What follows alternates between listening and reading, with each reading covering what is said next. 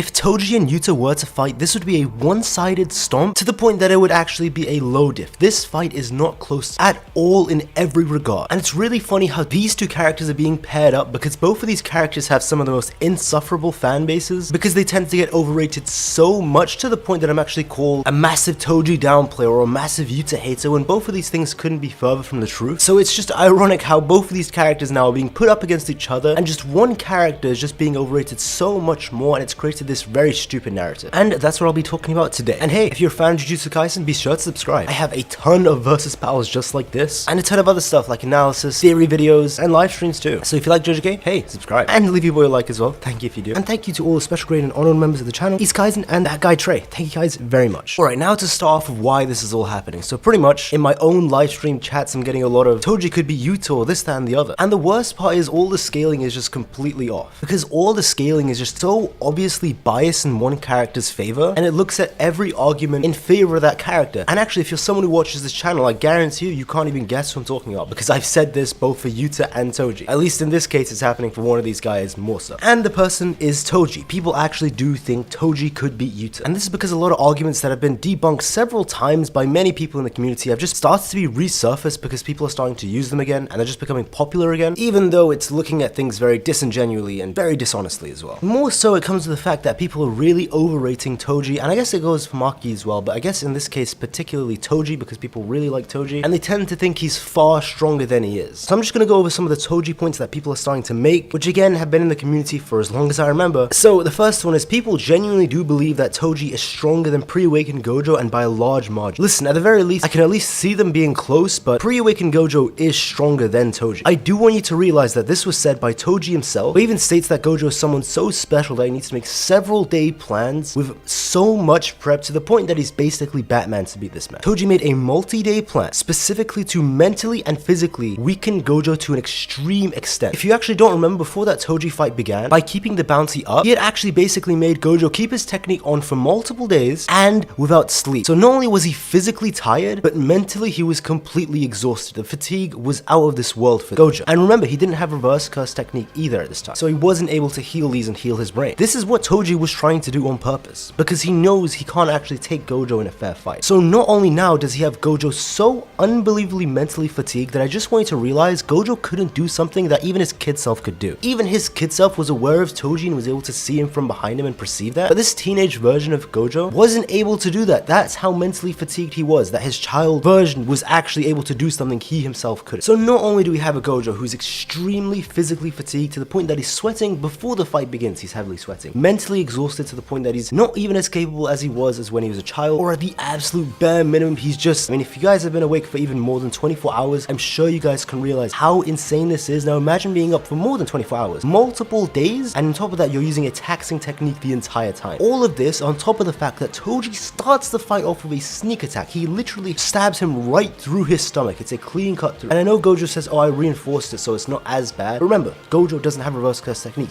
This is still major damage that he's also not healing from. So to start the fight off, he's already unbelievably nerfed. And even with this, Toji still can't actually get close. He still can't just run up to Gojo and kill this insanely nerfed version of pre-awakened Gojo. And I want you to remember, Toji has a massive advantage here. He has all of the knowledge of Gojo's techniques at this point, and Gojo doesn't even know who he is, what his abilities are, and he's just completely lost. And even with this, Toji actually can't kill him. So what Toji actually does is he basically tricks Gojo into thinking that Toji had gone to Rika and Manai to kill him, so he kind of just vanished from his sight. And this actually caught Gojo off guard just for a split second, because again, this isn't even a 1v1. Gojo's top priority here, and the only reason Toji, even of all of these other reasons, got this hit was because Toji took advantage of the fact that Gojo's mind wasn't even prioritized in the fight. It was prioritized on saving Riko and Manai and protecting her. So he uses this to his advantage to sneak up on him for the 1 second where he actually puts his guard down, and he uses one of the only 2 weapons in the entire series that just perfectly counters Gojo, and to completely catch him off guard again, which he was already caught off guard, and to just stab him through the neck. But of course, people actually interpret all of this to be, oh, Toji's actually on Gojo's level. And here's the thing, people actually say this because of how Toji beat Geto so badly. And oh my god, people go wild with this unbelievably horrible argument that Teen Geto and Teen Pre-Awakened Gojo are on the same level. They are not. They are worlds apart. And it all runs down to this statement of, oh, we're the strongest. And because of this, people actually think, oh, they must be the equals, right? They're the strongest. They even portrayed as equal. That is not what's going on at all, and it's furthest thing from the truth. true. Listen, we know Yuki still exists in this world. That "we're the strongest" statement doesn't apply because Yuki would have smacked those two boys so badly had she been there. And you have to realize that these are two teenagers who are just well over their heads. I have no doubt in my mind that Gojo at this point was special grade level and at least was classed at that, but Geto wasn't. There's actually an example box that GEGE shows where it shows the level of where Geto's at, and even in Geto's own example, so Geto's the one thinking this, Geto is actually only grade 1 at this point. Now in all fairness, Geto is actually an extremely high grade 1, and you can actually see in this example box that he's teetering almost to special grade, so he's actually almost special grade. So he's not like the other grade 1s that we've seen in the series, he's very, very capable and very powerful. And obviously this makes sense because 1 year later, we find out that Geto is now a special grade. He's become a special grade after this year. Whereas before that 1 year time skip, he was never called a special grade. So it makes perfect sense. And I've seen people actually try to say that this box doesn't mean anything, when again, this was made by GEGE himself. He puts Geto at grade 1, and it's also Geto thinking this example himself. There is no reason to put Geto at grade 1 had he not been grade 1, and it also just happens to put Geto perfectly where he actually lies, where he's just a super high grade 1 borderline special grade, which again ended up being true 1 year later when he's a special grade and he's talking to Yuki. But the point being, these two aren't close. All that statement means is that they are the strongest, so 1 and 2, which again, that statement already is wrong because Yuki exists in the world, and they're just teenagers well over their heads. But it also just means that Gojo is number 1 and Geto is number 2. That's it. There's a massive gap between pre-awakened Gojo and Geto. As you heard me say for Toji, he needed all of these plannings just to kill Gojo, just to actually get a chance to kill. Whereas with Geto, it was a complete joke. No prep needed, he just went in raw, no rubber smack, just hit him right with his weapons, and it was a pretty embarrassing defeat. The levels between how much prep he did for Gojo, where he needed multi-day plans, needed him mentally fatigued, physically fatigued, needed to catch him off guard, needed weapons that countered him, needed information on him, needed him to be thinking about Rico and not the fight, and needed to trick him. And this isn't to downplay Toji, these are all incredible assassination and planning feats. The IQ here is astonishing, it's great, but these aren't actual one-to-one combat feats. These are assassination feats and IQ feats and planning feats. And I want you to realize, if you are someone who's really good at planning, even someone like Batman, a regular human, can beat Superman. That's how much of an advantage these plans and prep does. That's why it was so effective against pre-awakened Gojo. But for Geto, he didn't hold him in the same regard, he didn't hold him in the same respect, and he was right not to. But the reason this "we're the strongest" thing goes away even after Geto becomes special grade is because after Gojo ascends, let's say the gap between Teen Geto and pre-awakened Gojo is 2 or 3 tiers, so it's a massive gap. The gap between them after Gojo awakens probably just shoots many times over because he's now got an Honored 1 awakening. The difference between an Honored 1 and even special grades is so ridiculously big, it goes beyond just a few tier gaps. That's why Gojo leaves him in the dust. And here's the worst part, with this whole Toji can actually beat Yuta, people now actually believe that Toji can beat Yuki or Geto. It's just crazy to think that even this teenage 16-year-old version of Geto actually did decently well against Toji, though he did get his ass beat. He still actually did cut him up and give him a few hits. What do you think's gonna happen when Geto is now special grade 1 year later? How different do you think that fight's gonna be? How different do you think the fight's gonna be once Geto gets 10 more years of training after he becomes special grade? We even saw that Geto's capabilities are so much stronger when he's a special grade in JJK 0 compared to now. And here's the worst part, JJK 0 Geto is much weaker than he is in lore. In lore, Geto is far stronger than he is in JJK 0, and there's a whole reason for that. I actually break it down in a video where I rank how strong all the JJK characters are, so I won't be getting into that now. But even this movie or manga version of Geto, weaker than his lore version, is stronger than Toji, because now he's possessing thousands of curses. His physical capabilities have just shot through the roof. And it would just be so weird had Geto, the whole reason he had turned into this crazy racist was because of Toji, and now he's starting to call them monkeys and all that because he has such PTSD. It would just be so odd that after 11 years and after he had sent into special grade and gotten so much stronger, he's still not stronger than Toji, because I just know for a fact that that was one of the things that he was trying to get stronger at, so that something like that never happens again. So even this version of Geto should be stronger than Toji. It just makes no sense narratively and in terms of power scaling on why he isn't stronger than Toji now after 11 years of hard training and ascending into special grade actually only 1 year after that fight, so he had already gone way stronger. 1 year is a massive gap in power, and we've seen if only 6 months Yuji can go from grade 2 to high tier grade 1, and the same with Megumi and Nobara as well. And we even saw with Gojo himself, where he's got domain expansion now, he's completely mastered the red, blue, and hollow purple, made his reverse curse technique way stronger, made his neutral limitless far better as well, and all of this was just within 1 year, and he was just getting stronger and stronger. And we saw Geto ascend into special grade in that year, so just within that 1 year alone, he'd gone far stronger than he was in that Toji fight. And here's the craziest part, a baby version of Yuta, a very weak version of Yuta, who barely had any curse techniques, he had no tools at all beside the Inumaki might, and didn't even know how to control his power properly, actually beat this version of Geto. Even though his maximum Uzumaki was only at 70%, he still beat the Uzumaki at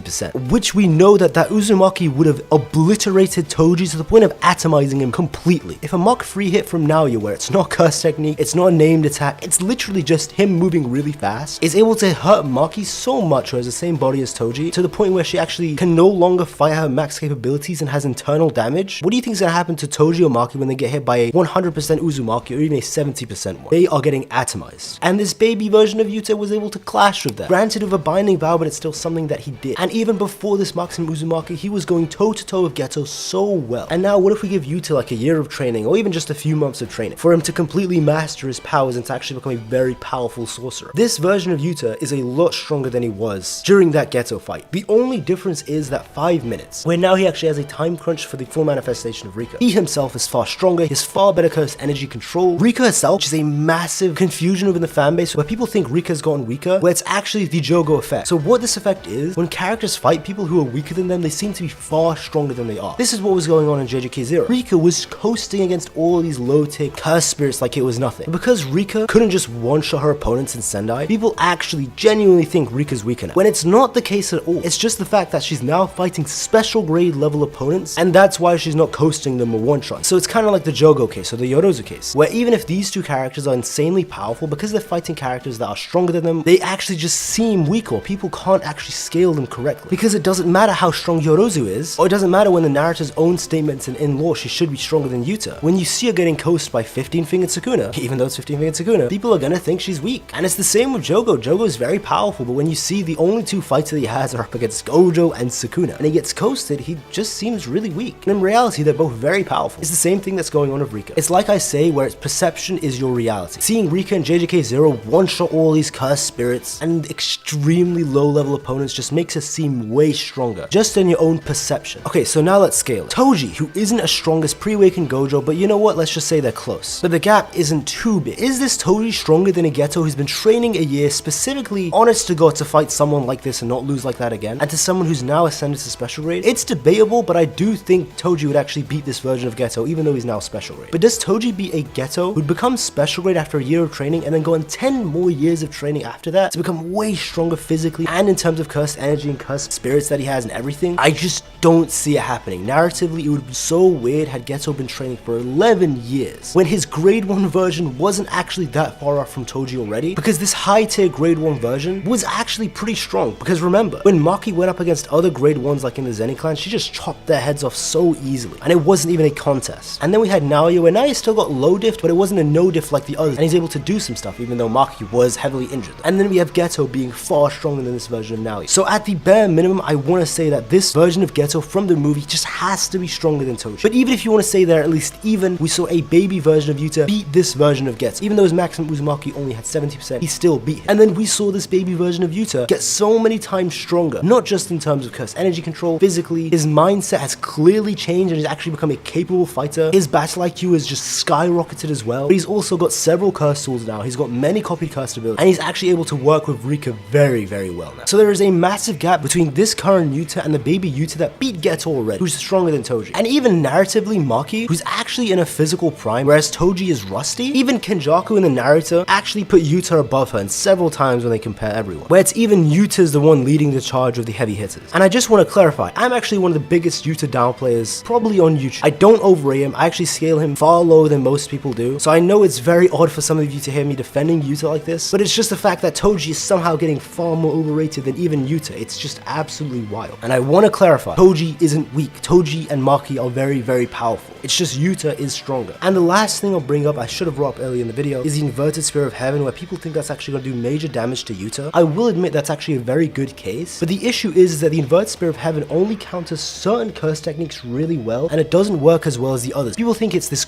god tier weapon, and actually though it is, where it can just nullify any curse technique and just beat everyone. The inverted Spear of Heaven, yes, is very powerful, but it's only strong A, if it hits the person, but also B, if the person has a defensive curse technique. If Toji were to fight someone, let's say Gojo, who relies on his neutral a lot, or let's say Uro, who relies on a curse technique heavily for defense, against these people, as we saw, he'd have a massive advantage. Let's say he fights Uro, his weapon would pierce right through the sky, catch her off guard, and kill her. But let's say Toji had fought someone like Ryu, where his curse technique actually doesn't give him any defense, or Yuta, and in these cases he's going to lose that massive advantage that he has. The inverted Spear of Heaven only turns the curse technique off while it's touching the opponent, or to bypass a technique. technique. Would it turn off Rika if it stabs Rika? I honestly don't think it would. Rika is just a Shikigami, and Yuta can channel his true curse technique through Rika. I know there's been statements where it's actually been said that Rika's Yuta's curse technique, even in a data book. I just don't think that's true, especially with what we go on in the series where it's just been said that Yuta's actual curse technique is copy. And remember, you can't create curse techniques. And that's why we know that Rika 100% isn't his curse technique. You can't just create one. Because he wanted Rika not to die so badly, he ended up creating this Shikigami and somehow put the soul of the kid Rika into the Shikigami and then made a vengeful curse spirit. But there was probably a massive cost to actually do this, especially with someone's soul, to force it into a Shikigami you subconsciously created. So what ended up happening was he actually tied his innate curse technique, so the curse technique that he's born with, copy, onto Rika. So it's kind of like a binding vow or a cost of that. So now to actually use his curse technique, he can only access it while Rika's fully manifested. So Rika isn't the Shikigami, but his curse technique can only be activated and channeled through Rika. So in this case, no, it actually shouldn't be able to turn off Rika because Rika is just a Shikigami. But at the very worst case, it would turn the copy off, but that's only as long as the inverted spirit of heaven is touching either Rika or Yuta, and it might actually just be Yuta in this case. The moment the weapon isn't touching them anymore, the curse technique comes back. It's not like he's gonna catch Yuta off guard and stab him through the neck with this, because it's not a defensive curse technique. He's not relying on it for defense. He's not gonna be caught off guard like that, like Gojo was, or like Uro may have been, had Toji been fighting her. Although I know these comments are gonna be filled where bias has just come into place. Well, thankfully, I'm here because I actually look at both of these characters realistically. I don't overrate them even a tiny bit, not even a nudge. So unlike a lot of the Yuta fans who will probably be happy, or the Toji fans who are gonna be upset, I'm actually looking at this completely realistically, and I have no bias in this case, where I imagine a lot of the super fans for these characters won't have that. And as for how I think the fight would go, to be honest, at the very best I can give Toji is a mid-diff. But even then, I only see it actually going to a low diff. Once Rika comes out for those 5 minutes, it's just over for Toji. I don't even think Yuta needs more than 3 minutes to actually completely manhandle Toji. But hey, what do you think? I know there's gonna be a lot of Toji fans upset with this, but it is what it is. Again, these are just my opinions. If you don't agree with them, that's fine. It's not the end of the world, but I know a lot of people take these things deeply into heart, even though it's just anime and manga, and people actually genuinely hate me because of my takes about power scaling. So fair enough, I guess. If you're upset, cry about it in the comments. But if you're actually someone who's reasonable and isn't gonna throw a tantrum and get very upset, let me know in the comments. What are your opinions on Toji versus Yuta? And if you actually have any points for Toji, I'm very down to hear if you guys have any points for Toji. And hey, if you enjoyed the video, be sure to leave a like and subscribe if you like JJK. I mean, you made it this far, so you're clearly a JJK fan, and I've got a ton of videos just like this on the channel. A ton of what ifs versus battles like these, live streams, and the whole bunch. So if you like JJK, hey, subscribe, you won't regret it. And of course, thank you to all the channel members as well. It's much appreciated. Thank you guys. If you see your name on the screen, you're an absolute legend. But that's all. I hope you guys have a great day.